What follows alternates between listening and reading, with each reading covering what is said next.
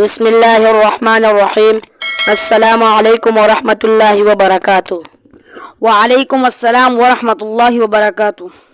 زنن خپل رور محمد عابد نه دا سوال کوم په سیرت کې د څه نه بحث کیږي؟ جواب: په سیرت کې د رسول الله صلی الله علیه وسلم د زندګۍ نه بحث کیږي. یعنی مطلب دا دی چې رسول الله صلی الله علیه وسلم بهر څنګه وخت تیر کړو، په خپل کور کې څنګه وخت تیر کړو، خپل بیویانو سره څنګه وخت تیر کړو، د وړوکو سره څنګه شفقت کړو، د غټو سره څنګه وخت تیر کړو، د هغه د جهاد طریقه څنګه وه، د هغه د مانځه طریقه څنګه وه، د هغه د مونځ کولو طریقه څنګه وه، او د هغه د تهجد طریقه څنګه وه.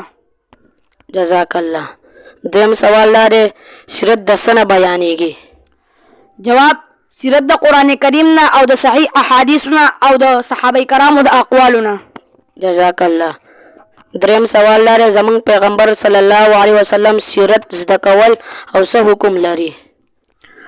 جواب: د نبی علیه الصلاۃ والسلام سیرت زده کول هر مسلمان باندې فرض عین دی.